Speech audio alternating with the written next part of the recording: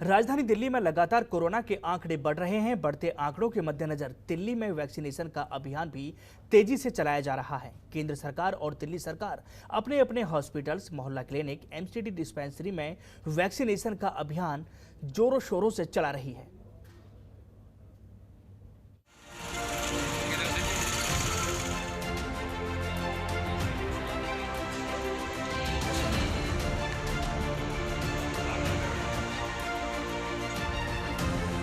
बुराड़ी के मुखलेनपुर गांव में ग्रामीण सैकड़ों की तादाद में वैक्सीनेशन कराने के लिए दिल्ली सरकार के मोहल्ला क्लिनिक में पहुंच रहे हैं।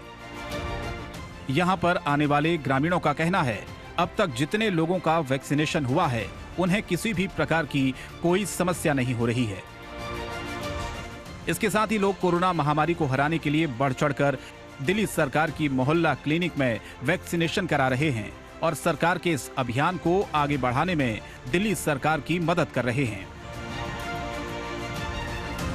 किसी का हमारी जानकारी कोई साइड इफेक्ट नहीं हुआ है और हमने भी अपने मिसेज सहित 2 अप्रैल को लगवा चुके हैं और अब तक कोई परेशानी नहीं हुई। और मैं बीच में भी हमारे कई जानकार आए हैं तो पल्ला गाँव से और कई आसपास के उससे, तो उसके लिए भी हमने मदद की है, जागरूक किया है उनको भी आप आइए और ये इंजेक्शन लीजिए, डोज लीजिए और कोरोना से बचिए। फिलहाल मुखलेमपुर गांव की इस डिस्पेंसरी में हर रोज 100 से ज्यादा लोग आते हैं और वैक्सीनेशन करवाते हैं। यहां पर भी वैक्सीनेशन से पहले अपना पंजीकरण कराना होता है। रजिस्ट्रेशन करने के लिए आईडी प्रूफ देकर पंजीकरण किया जाता है। इसके बाद वैक्सीनेशन होता है।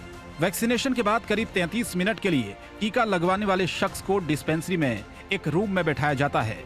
फिर ये चेक किया जाता है किसी भी व्यक्ति को वैक्सीन लगने के बाद किसी प्रकार की कोई दिक्कत तो नहीं हुई।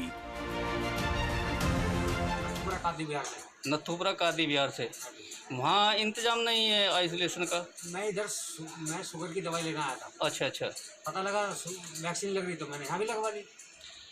क्या दिक्कत होगी? नहीं, बहुत अच्छी बात है और लगवानी चाहिए। आपकी 45 से ऊपर की एज हो रही है तो लगवानी चाहिए। हाँ, 45 मेरे 5-5 74 जन्म की 45 की हो चुका हूँ।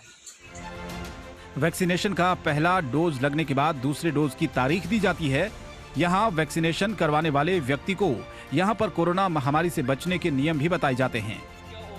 ऐसे में लोग इस महामारी को लेकर काफी जागरूक हो रहे हैं, साथ ही दूसरे लोगों को भी जागरूक कर रहे हैं। जनतंत्र टीवी के लिए नसीम अहमद की रिपोर्ट। कोरोना संक्रमण के बढ़ते मामलों के बीच भारत सरकार ने कोरोना की सभी विदेशी वैक्सीन के लिए दरवाजे खोल दिए हैं।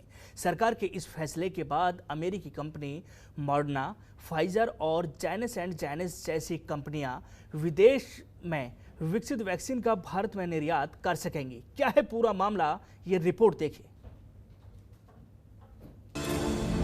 भारत आएगी विदेशी कोरोना वैक्सीन। स्पुतनिक वी की अगली महीने से होगी आपूर्ति। भारत में अब कोरोना वैक्सीन की नहीं होगी कमी। मॉडर्ना, फाइजर और जॉनसन एंड जॉनसन के लिए खुले दरवाजे। भारत में दूसरी कंपनियों की वैक्सीन की मंजूरी में क्यों हो रही है देरी? देश में बढ़ते कोरोना संक्रमण के बीच अमेरिका और ब्रिटेन समेत कुछ देशों में मंजूर और विश्व स्वास्थ्य संगठन द्वारा स्वीकृत विदेशी वैक्सीन के देश में इमरजेंसी इस्तेमाल की अनुमति देने के बावजूद टीके की सप्लाई में तत्काल बढ़ोतरी की कोई उम्मीद नहीं है। मई में आयोजित स्पुतनिक वी की सप्लाई शुरू होने की उम्मीद है, लेकिन उसकी मात्रा भी सीमित होगी। इसके अलावा भारत बायोटेक और सीरम इंस्टीट्यूट का उत्पादन भी जून से ही बढ़ने की उम्मीद है। देश में कोरोना के बढ़ते संकट के बीच अभी भी सिर्फ तीसरे वैक्सीन स्पुतनिक वी को मंजूरी मिली है, लेकिन अंतर्राष्ट्रीय बाजार में कोविड-19 की कई ऐसी वैक्सीन मंजूर हैं जिन्हें अमेरिका और यूरोप में मंजूरी मिल चुकी है और वहां बड़ी मात्रा में लोगों को दी जा रही है। इनमें मॉडर्ना, फाइजर और जॉनसन एंड जॉनसन का कोरोना टीका भी शामिल है। इनकी क्वालिटी के बारे में कोई संदेह नहीं है और इन्हें WHO भी अप्रूवल दे चुका है, लेकिन इसके बावजूद इनके कुछ हफ्तों में भारत आने की संभावनाएं नहीं है। तो आखिर क्या है इसकी वजह और वैक्सीन के आने में क्यों हो रही है देरी? उसमें फाइजर मॉडर्ना जो ज़्यादातर विकसित देशों में लग रही है या सिंगापुर और साउथ कोरिया जैसे देशों में लग रही है, और दूसरी है एस्ट्राजेनेका ऑक्सफोर्ड वाली जो कोविशील्ड है, जो भारत में सीरम इंस्टीट्यूट बना रहा है, वो भी कई जगह बन रही है और वो लग रही है। तो और उन फाइजर और मॉडर्ना की जो एफिकेसी है वो 94-95% है, जो जैसा कहा जा रहा है, और 6 महीने के भी उनके आंकड़े आ गए हैं। उसमें भी उनकी जो प्रोटेक्शन है वो 6 महीने तक बनी हुई है। तो अभी आगे और आएंगे आंकड़े, 1 साल वाले भी आएंगे।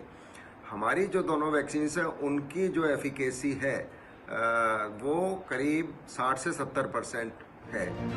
दरअसल देश के सीरम इंस्टीट्यूट और भारत बायोटेक की कोरोना वैक्सीन है, वही वैक्सीन के तैयार होने की संख्या कम है और टीका लगाने की संख्या ज्यादा। ऐसे में विदेशी वैक्सीन स्पुतनिक वी के लिए भारत के दरवाजे खोल दिए गए हैं। इसके अलावा फाइजर, मॉडर्ना और जॉनसन एंड जॉनसन जैसी विदेशी कंपनियों के वैक्सीन के इमरजेंसी इस्तेमाल की इजाजत देने को, लेकिन इन सभी वैक्सीन की सप्लाई को लेकर अभी तक कोई स्पष्टता नहीं है। ब्यूरो रिपोर्ट, जनतंत्र टीवी। और फिलहाल दिल्ली स्पेशल में मेरे साथ बस इतना ही। जनतंत्र टीवी पर खबरों का सिलसिला लगातार जारी रहेगा। नमस्कार। खबरों के निष्पक्ष विश्लेषण के लिए सब्सक्राइब करें Jantantra TV and press the bell icon. Never miss any update.